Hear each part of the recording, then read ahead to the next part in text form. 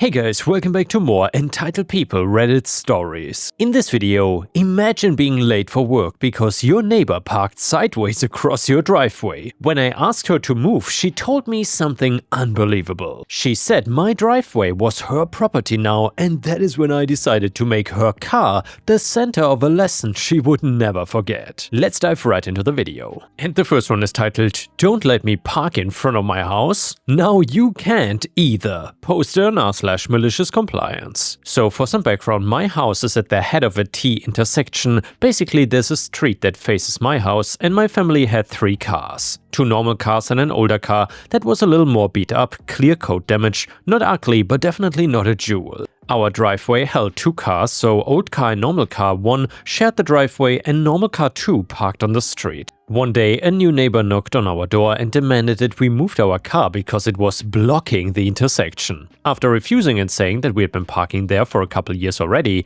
they called the police and they basically sided with them. We were sure it was BS, but we had a solution. Enter the malicious compliance. New neighbors also had 3 cars. So we took the old car and parked in smack in front of the new neighbor's house, as such that they couldn't park behind it because of a hydrant, and parking in front of the car blocked their own driveway. Of course, they asked us to move it, which we refused, and they ended up parking in front of their own driveway, which would result in a car shuffle if someone had to leave and their car was not out front. Well, they eventually knocked on our door again and apologized. They had printed a copy of the local parking laws, basically showing that we could park in front of our house, and it turns out it was a stressful moving and buying experience for them, but we are cool now.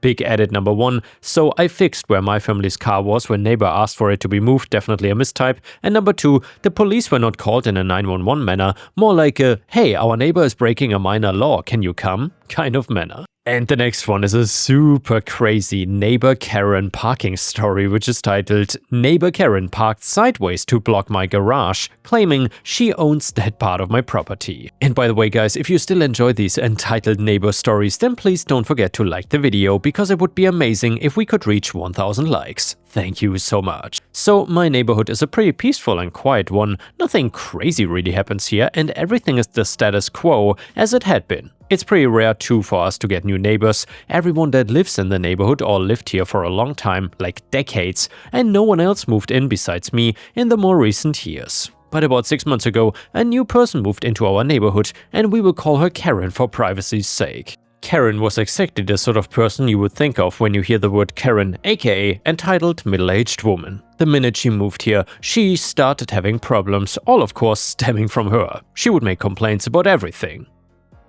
She would claim that someone's music was too loud when the rest of the neighborhood could not even hear a thing at all. She would say that someone was being rude to her and spread the incident to the entire neighborhood. Nearly every person in the neighborhood had an incident with Karen, and upon hearing their side of the story, it is obvious that Karen was just making stuff up for the sake of drama. Anytime anyone else would try to make a complaint against her, valid complaints mind you, she would not have it and say that the person was attacking her because she was a newcomer, which didn't even make any sense. Like I said, I'm one of the more recent move-ins, even though I've been here for 4 years already, and the same people who were there when I moved in were here now. When I moved in, they were friendly with me because I was friendly with them too, and obviously this was just a Karen issue. Only 2 months into her time here, we all decided that it would be better to stay away from Karen if possible. Of course, we were all still civil with her. I mean, we greeted each other when we saw each other and stayed as kind as possible, but we were not about to be friends with her. Other than the occasional nasty look and brief complaint, I haven't really had to deal with Karen too much, thankfully, until recently. So, for some reason, Karen started parking her BMW in front of my driveway. I only have 1 car and I park it in the garage, just to keep it extra secure. Since Karen was parking her car in my driveway, I couldn't back out. The first time I was already running late to work, so I was panicking. I told Karen to please move her car since I was late, and surprisingly, she complied. I managed to get to work just in time, but even afterwards she just kept doing it, and it was just so weird to me. She lives with her husband and her teenage son, both of whom have a car, and she also has one herself. I can understand how it can be cramped, but the curb right in front of the house is also available, except she doesn't use it. She specifically parked her car in front of my driveway, not on my driveway, not on my curb, which I really wouldn't have minded if she had just asked, but in front of my driveway. I started wondering to myself if I did anything to piss her off, because it seemed like she was hell-bent on inconveniencing me. But I ran back through our very minimal interactions and I couldn't think of anything that I might have done to her. I literally just said hello to her and that's it.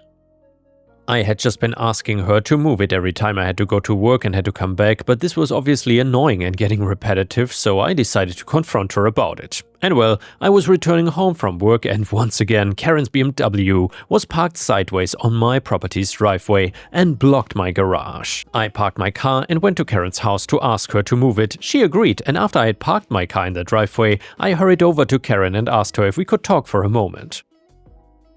I told her that I wasn't really sure why she was so adamant on parking her car in my driveway, but I told her as kindly as possible that it was quite disruptive and that she needed to stop doing that since it was inconveniencing both of us to be moving it back and forth the way we were. She got very offended and said that she was doing me a favor by taking time out of her day to move her car when I could very well just park on the curb. I said I understood that, but that the driveway was ultimately my property and that she had no right to park there, especially in such a strange way. That was when she made the most outrageous claim yet.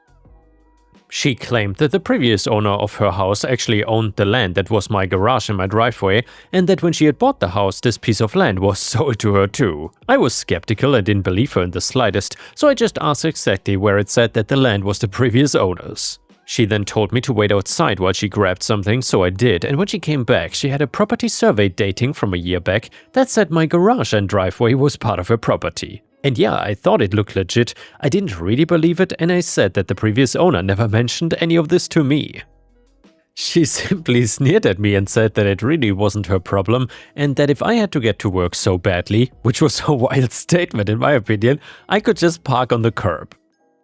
She said that if she ever saw my car on her property again, she would call the cops on me. How about we throw Karen out on the curb? I think that's a better idea. I didn't want to concede to her, but I also didn't want to keep worrying about being late to work, especially now that Karen was acting more hostile about the whole situation, so I decided that I would just park on the curb. But I wasn't ready to give up just yet. I decided that I wanted to check if this property thing was actually legitimate. Although I was skeptical of Karen, the paper she produced with the property survey did look good at a glance, so I thought it would be good to at least double check, so I went to my county office and asked them about the latest records for the properties in my neighborhood, and of course, the driveway and garage both belonged to me.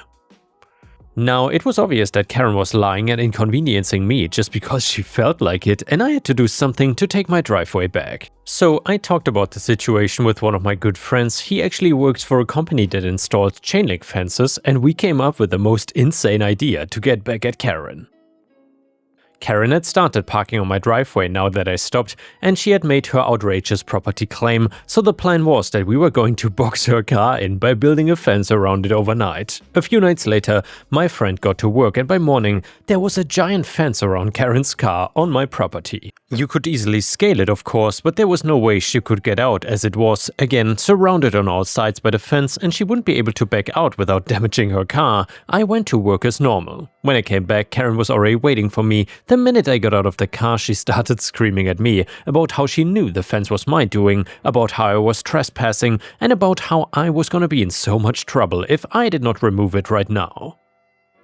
I told her that I wasn't doing anything wrong and that her car was on my property. Immediately, she called the cops. I was not worried since I knew I was in the right, so the police came and Karen immediately started painting herself as the victim. She said that her car was parked right where it should be, on her property, and she showed the fake property survey to the cops. That is when I pulled out the real property survey that I had gotten done a few days earlier, telling the cops that if they didn't believe me, they could call the county. Karen was immediately nervous because she knew I was calling her bluff, but the cops concluded that it was a civil matter and that they couldn't do anything about it. This worked perfectly in my favor.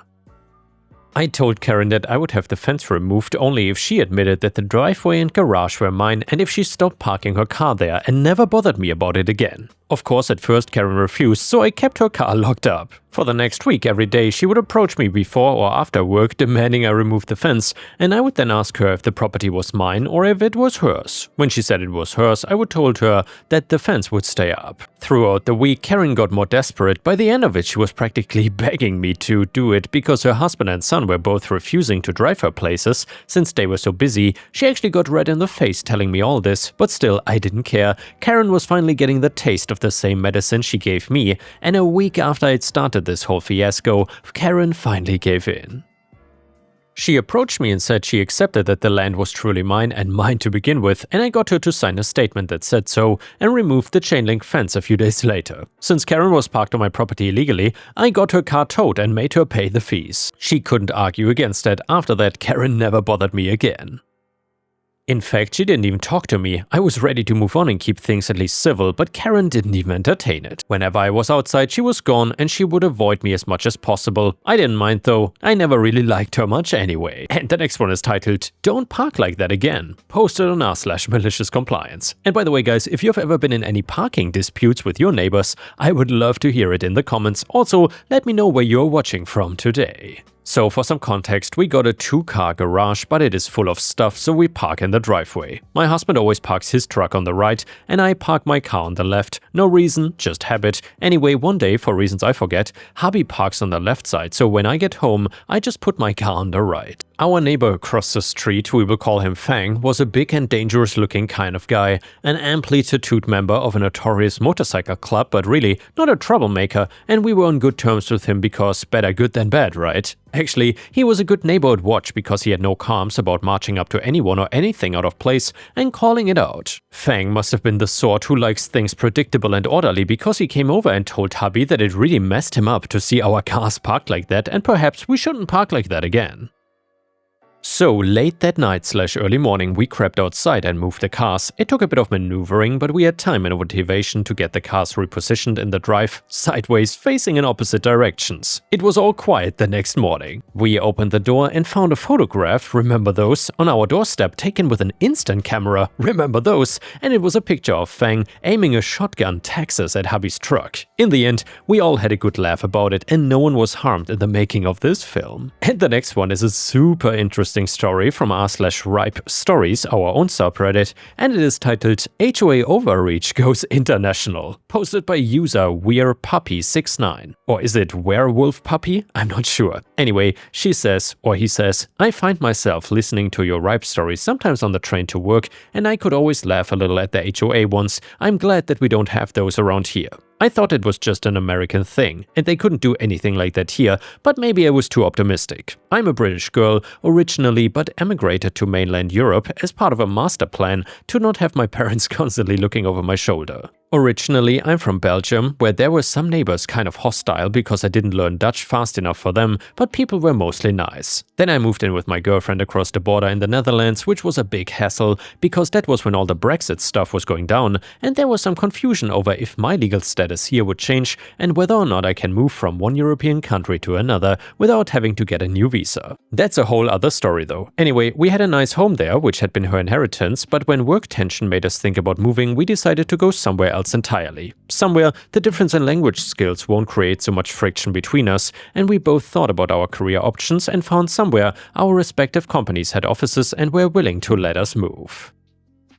Between an effective promotion and getting away from a couple of transphobic colleagues, it was a positive step for both of us, so we ended up in another European country where we both know the local language well enough to get by, but we need to learn more. And the neighbors were amazing, all of them. They speak to us in German, but are always happy to switch to English if we have trouble understanding, and some of them speak Dutch too. But I made one big mistake. I posted on social media, I think it started with a picture of the flowers in our window boxes, and trying to be poetic, something like "we're going to nurture these lilies like the people of Willow Hill welcomed a couple of immigrants." It was kind of a joke between us that we're both immigrants now, and the first time we've been in a country that is not home to either of us or our families. By the way, Willow Hill is not the real name of the neighborhood, don't want to dox us, but it's the same kind of name with a common tree and a common piece of landscape, and technically it's in German, but it's only a couple of letters away from the same in English, so you might think it's a typo. And then we got a comment that the HOA rules don't allow lilies that are not white, and we need a permit to install window boxes,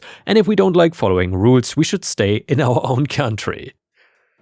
I asked our closest neighbor if we need to join some HOA, and he said he's never heard of anything like that here. But one comment soon turned into many, and almost everything I shared would have comments saying that I had broken some kind of rule. It was not always the same person. I think the first one had invited her friends to come and help her harass us. These people would tell us that our flowers were not suitable for the area, or our grass was too brown in summer or too long in winter, or we put holiday decorations up too soon, or the green wallpaper in our kitchen is too bright and too 70s. By the way, to be honest, I think it's been here since the 70s. I wanted to give the benefit of the doubt, but soon it became clear that these supposed violations were just an excuse to criticize us because they don't want immigrants in their area. That became more obvious because one of the people frequently found an excuse to include insults about our presumed ethnicity. I can only assume they saw immigrants and assumed that means a different skin color, not just a different country. My social media doesn't have pictures of me on it. If I am in my own photos, I will draw over myself with a manga-style cat girl before sharing, a habit I picked up during a high school project and kind of became a habit. So essentially, they don't know what the real me looks like, and shortly after that, all those comments were reported and blocked. Well, one more person started leaving the same comments after sending Tabby a friend request, but it only took one day to block them. We had peace for a couple of weeks, and then finally, a parcel in the mail from the Phantom HOA. Not just one letter demanding a fine, but 30 letters all bundled up in a large envelope. I had to pay just to receive it because it was thick enough to count as a parcel and the postage on it was insufficient. I wouldn't have bothered, but I was expecting a board game from Kickstarter to be delivered, and I didn't see the parcel until I had paid for it. That was disappointment. I still have no idea how they learned about our address, but there were invoices for an HOA membership fee, fines for late payment, and fines for not registering our vehicle with them. There were also fines for lawn length and condition, for unapproved modifications, and for unapproved flowers, all of those including printouts from our various social media profiles as the only evidence. And lastly, one fine I really couldn't believe. They had been sending us fines for months, but those letters never got here. They were returned to the sender because they hadn't paid the correct postage. I can only assume the HOA gives a whole bunch of letters to the postal service who deliver the others, but return the one that should have been paid more because it's international. And yes, this was the Homeowner Association for Willow Hill, Pennsylvania, sending fines to a house in Willow Hill, Bremen, Germany. I have no idea how they found our address, and I have no idea how someone writes Germany on an envelope without realizing that the address is not in their neighborhood. And when they get fined by their postal service for not paying correct international postage, I don't know what kind of stubbornness would make someone save all the returned letters for a year, put them in one bundle, and pay almost the right amount to send it via airmail. Along with, of course, a demand that we pay them back for all the postage charges. I didn't know what to do with that. Writing back would just cost us money, so I don't see the point. They have sent more letters since, just reminding us about the money they still want from us plus interest. No new fines now, our social media profiles are much less public, and sending a monthly reminder must cost them something, but we just put them with the rest of the paper for recycling. I doubt there's anything they could actually do, and it's a source of some amusement among our neighbors. The young man who delivers our mail has started saying, "This is not a love song," every time he hands me one of the airmail envelopes, and someday I hope I will learn German well enough to get that joke. One little hope for the future, and I guess that's all we need to make a happy ending.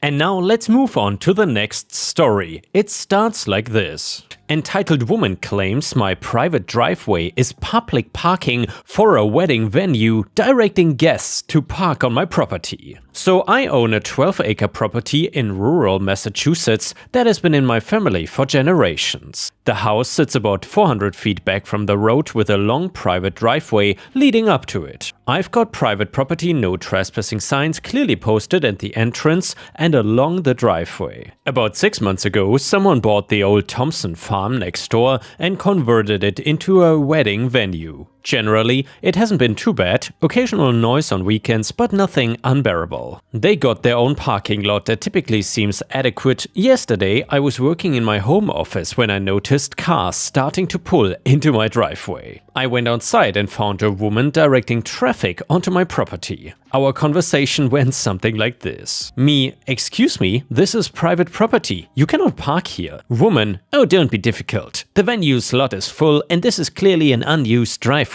We are just borrowing it for a few hours." Me, this is not a public driveway, it's my private property and those cars need to leave. Woman, listen, this is my daughter's wedding day. You cannot seriously expect these guests to walk half a mile from the public lots in town. Don't be so selfish, you have all this empty space. I pointed out my no trespassing signs and explained again that this was private property. She actually laughed at me and said, "Those signs are just suggestions. You cannot stop people from parking on a driveway." Well, at this point, about 15 cars were already parked along my driveway, blocking my access to my own house. When I started taking photos and warning people that they would be towed, she threatened to call the cops on me for harassment. I then called the non-emergency police line and said that they would send someone out, but it might take a while since it is just a civil matter. Meanwhile, more cars keep arriving and this woman, who I learned is the mom of the bride, is still directing traffic onto my property despite my explicit objections. I have documented everything with photos and videos, including her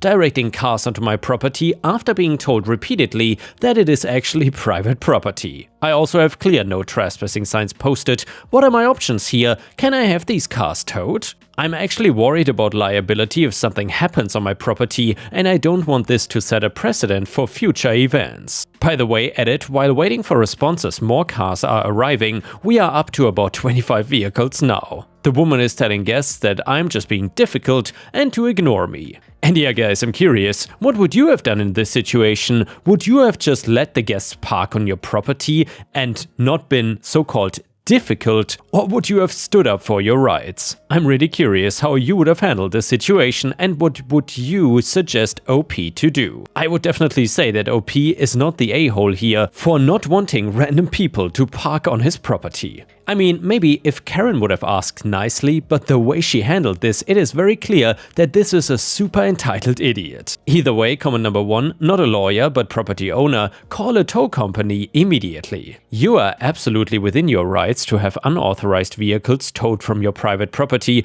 especially since you have clear signage posted. Comment number 2, actual lawyer here, you are well within your rights to have these vehicles towed at owner's expense. Just make sure that your no trespassing signs meet state requirements. They must be posted at all usual points of entry. Also call a towing company and the police. You want law enforcement there to keep the peace when the towing starts, as people tend to get aggressive when their vehicles are being towed. Comment number 3, they are creating huge liability issues for you. If someone gets hurt on your property during this unauthorized parking situation, you could be held liable. Get those cars off your property ASAP. Comment number 4, dude, just let them park there. It's just for a few hours and you're not using the driveway anyway. Why make a big deal out of it? Update, thanks for all the advice on my previous post. A lot has happened and not all of it good. So I followed the suggestions to document everything and call a towing company, but things have escalated significantly. After getting your comments, I immediately called 3 local towing companies. The first 2 were too busy, but the third agreed to send multiple trucks. I also called the police again and specifically requested an officer present due to potential confrontation. While waiting, I went to the wedding venue and spoke to the manager. Me, your wedding party is illegally parking on my private property. I need you to make an announcement immediately. The manager said, "Oh dear, I specifically told them that our lot was the only approved parking area. I will handle this right away." She did make an announcement, but by then, the mother of the bride, let's call her Karen, yeah, I know it's cliche but it fits, had told everyone to ignore it because he cannot legally tow all these cars. The police arrived just before the towing company, thankfully, because things got ugly real fast. Karen completely lost it when she saw the tow trucks pulling in and said, "You cannot do this. This is a public road. I will sue you for everything you have." Officer, ma'am, this is a private driveway. The owner has every right to have unauthorized vehicles removed. Karen said, "But it's my daughter's wedding. He is ruining everything. We will sue you for emotional distress." The officer kept things under control while the towing company started removing vehicles. Some guests were understanding once they realized that they had been misled about the property being public, but others, well, not so much. Karen was screaming that I was heartless and destroying her daughter's special day, but here's where it gets complicated. The venue manager is now claiming they are not responsible because Karen went against their explicit parking instructions. Karen is threatening to sue both me and the venue, and she has also posted all over social media about how I maliciously ruined a wedding, complete with my name and address. Now I'm getting harassing messages from strangers.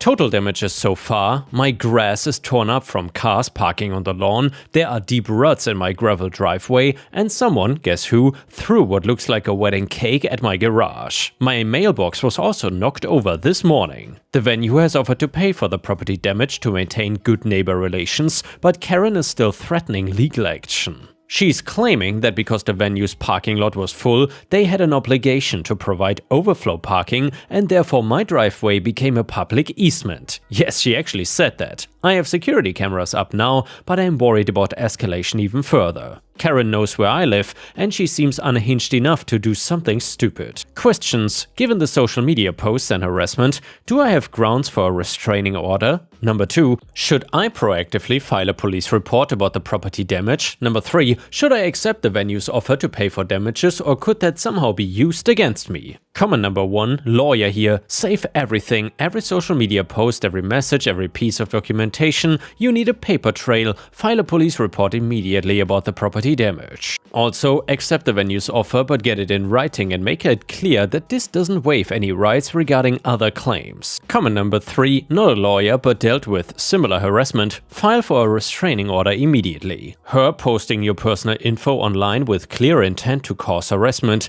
is grounds for legal action in most states. Comment number 4, the public easement thing is complete nonsense. That's not how easements work. Document everything and consider filing a civil suit for the harassment and property damage. Comment number 5, security camera recommendation: get ones that upload to the cloud. If she's crazy enough to post your personal info online, she might be crazy enough to try damaging the cameras too. And now we got another update to the story that goes like this. So first, thank you everyone for the advice. Following your suggestions quite literally saved me thousands of dollars and helped me handle this situation properly. So here is how everything played out. Taking your advice, I immediately filed a police report about the property damage and installed cloud-connected security cameras. Good thing I did, because the very next night my cameras caught Karen and 2 other people attempting to put up signs at the end of my driveway that said "wedding venue parking." I had the footage sent directly to the police. The social media harassment was getting out of hand too, so I contacted a lawyer recommended by someone in the comments. She was fantastic and immediately sent a cease and desist letter to both Karen and the venue. She also helped me file for a restraining order based on the harassment and the camera footage of Karen's midnight signposting adventure. The restraining order hearing was, well, let's just say it was interesting. Karen showed up with what looked like a lawyer she found on a billboard. She tried to argue that she was just trying to help solve a parking problem, and that my actions were malicious. Then my lawyer played the security footage. The judge said, "Ma'am, are you telling me that after having multiple vehicles towed for trespassing, you returned to this property at night to put up unauthorized signs?" Karen: "I was just trying to prevent future confusion." Judge: "By trespassing again?" The judge granted the restraining order finally and actually lectured Karen about harassment and property rights, but here's where it gets really good. Remember how the venue offered to pay for damages? Well, during discussions with the insurance company, it came out that Karen had been offered their standard shuttle service from the town parking lot, but she refused because it was apparently beneath her daughter's dignity. The venue had emails proving this, and their insurance company decided to sue Karen for the damages they had to pay me, since she explicitly went against their parking policies and caused the whole situation to begin with. They also cancelled the venue's insurance policy over this incident, which led the venue to ban Karen from their property too. But the real karma? Those social media posts came back to bite her. Her daughter's new in-laws are apparently pretty wealthy and image conscious. When they saw Karen being labeled as a wedding venue vandal in the local paper, yes, this made the local news, they were horrified. I heard through the grapevine that they've distanced themselves from her completely. The final tally: Karen had to pay for all the towing charges, around $3,800. The venue's insurance paid $12,000 for property damage repairs. Karen was ordered to pay my legal fees, $5,400, and she is now banned from both my property and the venue. She also had to write a public retraction of her social media posts. I have since installed a serious gate at the entrance to my driveway with cameras, and the venue has started including my property boundaries in their contract, specifically stating that directing parking onto my land will result in immediate event cancellation.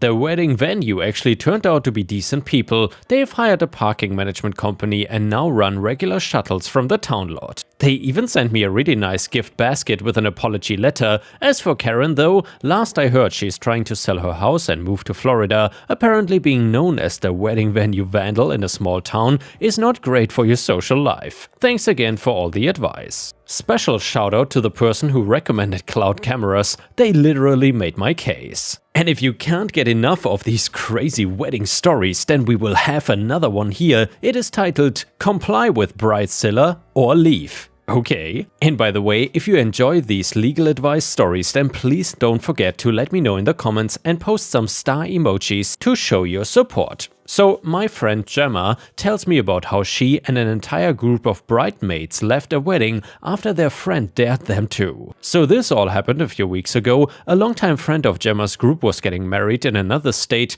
but the day of the wedding she suddenly had a problem with one girl who wore glasses, which she did not have an issue with beforehand. The glasses girl told her that she would not wear them during the vows and pictures, but the bridezilla did not want her wearing them at all and was screaming at her to not put them on for the rest of the day. Obviously she couldn't do that since she needs to see. The argument got more heated until bridezilla gave her the ultimatum to take them off and keep them off or leave. This is when Gemma and the other bridesmaids stepped in, told bridezilla that she was out of line and that they would all leave if she forced the girl with glasses to leave. Bridezilla called their bluff and, being maids of honor, the bridesmaids left the wedding and decided to celebrate and eat at a restaurant before they headed back home. Bridezilla called them several times after they left, telling them that she did not care about the glasses anymore and begged them to come back to the venue, but they not only refused but also chose to end the friendship with her altogether. Gemma said that the wedding proceeded as follows,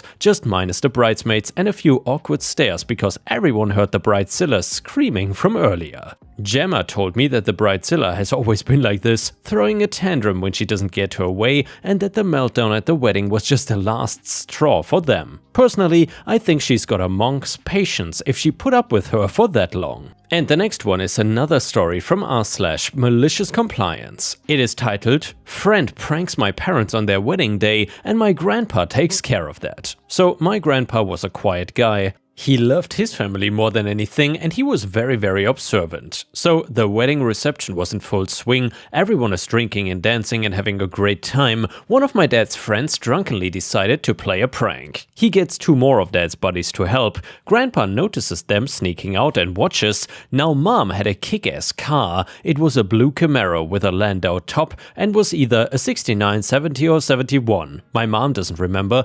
And this friend of dad's also had a Camaro of the same year. Anyway though, the trio go out to mom's car, pop the hood and take apart. I think it was a spark plugs, but whatever they took, it meant the car would not start, leaving my parents kind of stranded. My grandpa saw this and then waited until the drunk guys went back in and then took the same part from the drunk guy's car and put it in mom's. He then took the drunk guy's tools and flashlight and hid them in a coat closet, and soon it is really dark, so the newlyweds leave for their hotel room. Drunk guy and his friends are even drunker and discover that their car won't start. They pop the hood and see the missing part and then start looking for the tools and flashlight. Grandpa walks over and says, "Your tools and lights are in the coat closet. I hope your car is comfy because the building won't be unlocked until morning." Of course, Grandpa tells Grandma, they laugh, and Grandma tells Mom and Dad, my grandpa was simply the best. And the next one is from r/malicious compliance and is titled, You don't like the sight of my trash bins in front of my house? Okay, sure. So we just recently bought a house and moved in. I'm talking less than 2 months since we signed the papers,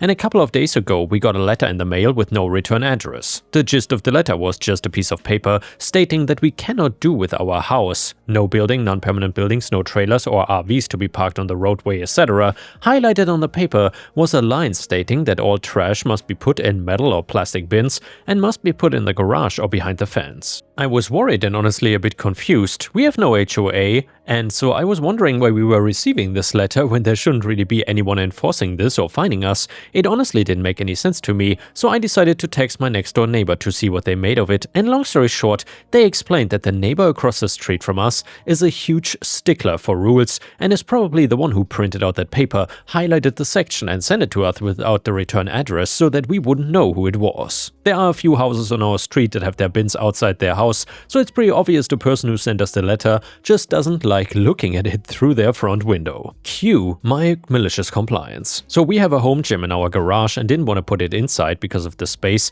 but decided to move things around just for this compliance. SO and I agreed that the best way to comply is to push the bins in 4 feet so that it is in the garage. However, we're going to leave the garage door open all day every day we are home so that they still have to look at it. Cannot say much now, can they? And yeah guys, thanks for watching, I will see you again tomorrow.